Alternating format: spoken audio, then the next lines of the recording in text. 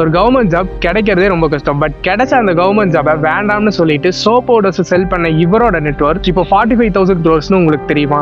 Curzon பாய் பட்டேலுங்கிற இவரு தன்னோட BSc chemistry கிராஜுவேஷனுக்கு அப்புறம் ஒரு கவர்மெண்ட் லேப் அசிஸ்டண்டா ஒர்க் பண்றாரு. அண்ட் அதே டைம்ல நிறைய பேரால வாஷிங் பவுடர்ஸ் கூட அஃபோர்ட் பண்ண முடியாம ஒரு ஹார்ஸான எல்லோ சோப் பார்ஸை யூஸ் பண்றதை இவர் நோட்டீஸ் பண்றாரு. என்னதான் அது ஒரு அஃபோர்டபுளான ஆப்ஷனா இருந்தாலும் அதை யூஸ் பண்றவங்களோட ஸ்கின் ஹெல்த்துக்கு அது சேஃப் இல்லைன்னு இவர் புரிஞ்சுக்கிறாரு. ஸோ அவருக்கு இருக்கிற கெமிஸ்ட்ரி நாலேஜை வச்சு ஸ்கின்னுக்கு சேஃபாகவும் அஃபோர்டபுளாகவும் இருக்கிற மாதிரி ஒரு சோப் பவுடர் ரெடி பண்றாரு. பட் ரீடைலர்ஸ் இவரோட ப்ராடக்ட்ஸை வாங்காம உன்னோட ப்ராடக்ட்ஸ்ல யாரும் வாங்க மாட்டாங்கன்னு சொல்லி இவர் இன்சல்ட் பண்றாங்க. அதனால இவரே ஆபீஸ் முடிச்சுட்டு வீட்டுக்கு வர அந்த ஒரு கேப்ல 15 கிலோமீட்டர் சைக்கிள்லயே போய் டோர் டு டோர் தன்னோட சோப் பவுடரை செல் பண்றாரு. இந்துஸ்தான் யூனிலிவர் மாதிரி பெரிய பெரிய கம்பெனிஸ் ரிச் பீப்புள்ஸை டார்கெட் பண்ணி 13 rupees அவங்களோட சோப் பவுடர்ஸ் செல் பண்ணும்போது இவர் மட்டும் காமன் பீப்புள்ஸை டார்கெட் பண்ணி வெறும் 3 rupees தன்னோட சோப் பவுடரை செல் பண்றாரு. இவர் செல்லமா நிர்மானு கூப்பிடுற இவரோட டாட்டர் நிருபாமா அன்பார்ச்சுனேட்லி ஒரு கார் ஆக்சிடென்ட்ல இறந்துடுறாங்க. அண்ட் அவங்களோட மெமரிஸ் எப்பவுமே இவர் கூடவே இருக்கணுங்கிறதுக்காக இவர் கஷ்டப்பட்டு கிரியேட் பண்ண அந்த ஒரு சோப் பிராண்டுக்கு நிர்மான்னு பேர் வைக்கிறாரு. அண்ட் இப்போ அந்த பிராண்டோட வேல்யூ மட்டும் 45,000 crores. ஒரு ஆர்டினரி லேப் அசிஸ்டன்ட் தன்னோட சைக்கிள்ல உட்காந்துட்டு ஸ்டார்ட் பண்ண இந்த ஒரு ஜர்னி இன்னைக்கு ஹிந்துஸ்தான் யூனிலிவர் மாதிரி குளோபல் ஜெயன்ஸ்க்கு மிகப்பெரிய காம்படிட்டரா இருக்கு. இன்ஸ்பைரிங்ல